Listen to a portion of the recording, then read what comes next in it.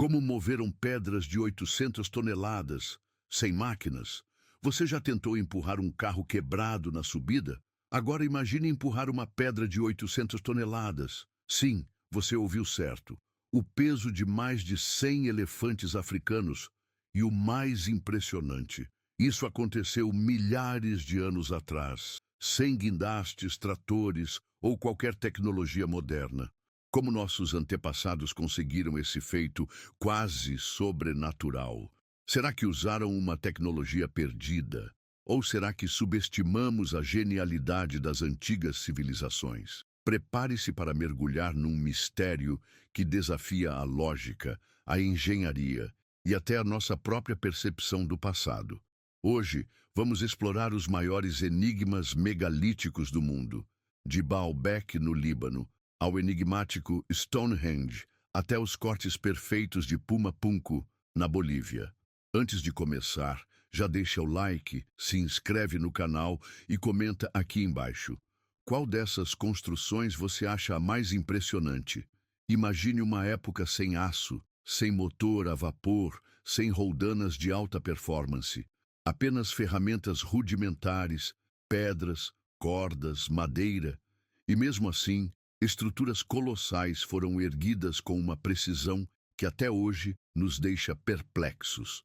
Os megálitos, que literalmente significam grandes pedras, estão espalhados por todo o planeta.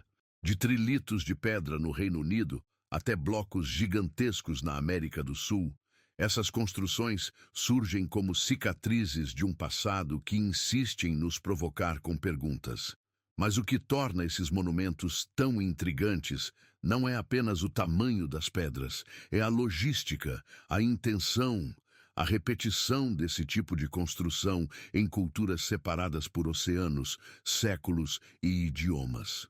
Por que tantas civilizações diferentes moveriam toneladas de rocha com tanto esforço para construir templos, túmulos e observatórios? Estamos falando de blocos que chegam a pesar mais de 1.200 toneladas em alguns casos. Para efeito de comparação, a Estátua da Liberdade pesa cerca de 225 toneladas. Ou seja, algumas dessas pedras são 5 vezes mais pesadas do que ela. Mais do que um desafio físico, os megálitos são um desafio conceitual. Eles pedem que a gente repense o que realmente sabemos sobre o passado humano. Se existisse um Hall da Fama das construções impossíveis, Baalbek certamente estaria no topo da lista. Localizada no atual Líbano, essa antiga cidade abriga uma das maiores pedras já escavadas e movidas pelo ser humano. O famoso Triliton, com impressionantes 800 toneladas. E há quem diga que algumas pedras ali podem chegar a mais de 1.200 toneladas. O mais intrigante é que essas pedras gigantes não estão apenas jogadas no meio do mato. Elas foram encaixadas com uma precisão milimétrica na base de uma estrutura colossal, o Templo de Júpiter.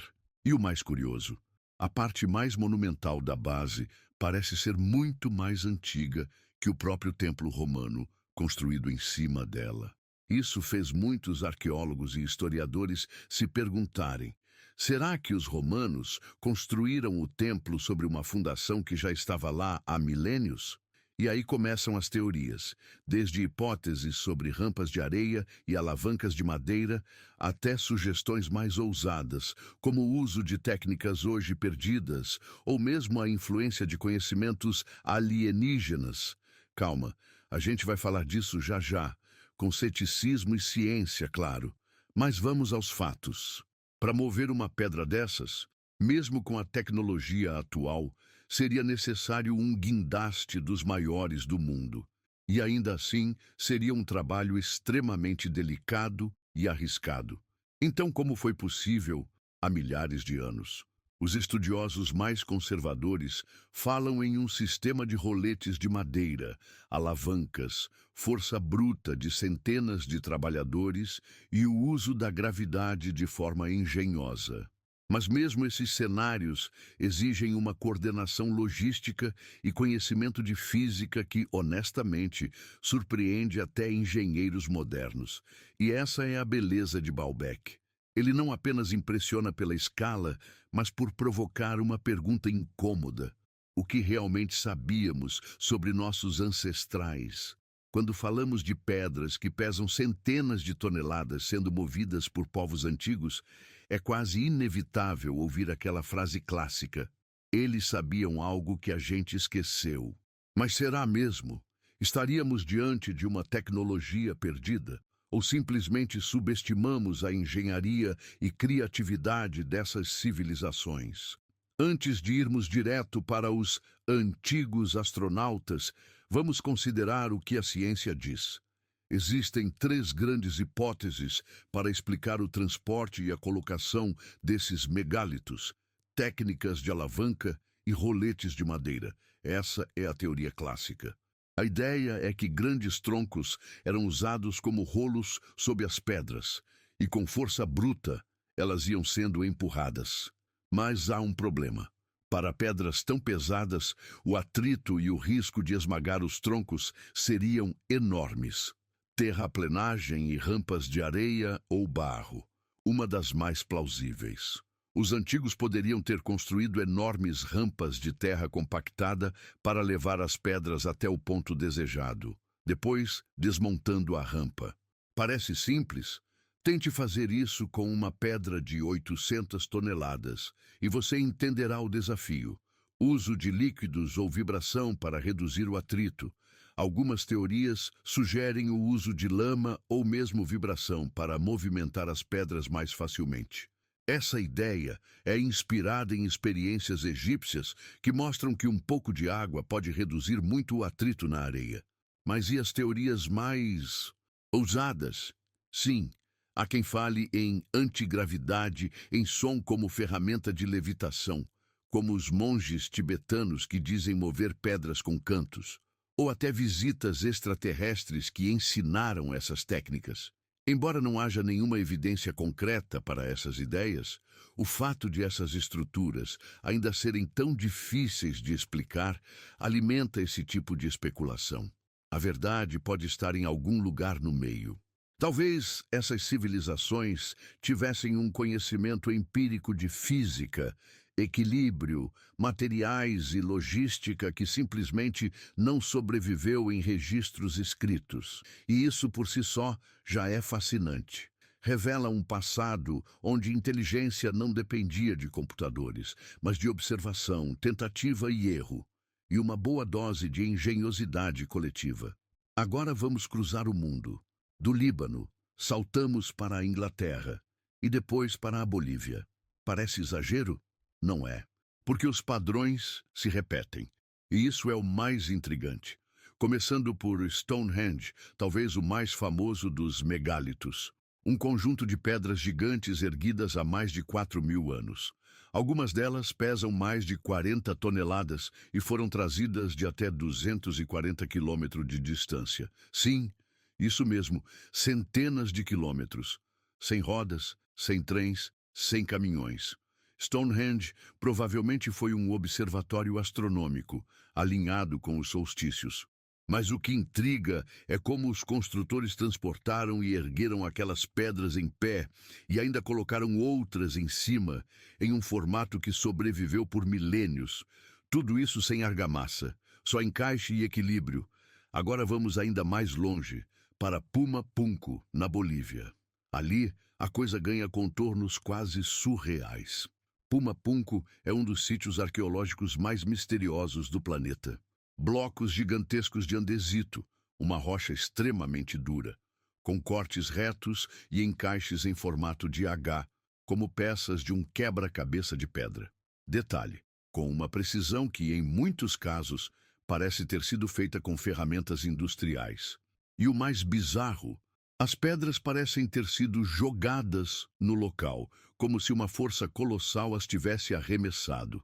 Alguns blocos pesam mais de 100 toneladas, e ninguém sabe ao certo como foram cortadas, transportadas ou montadas.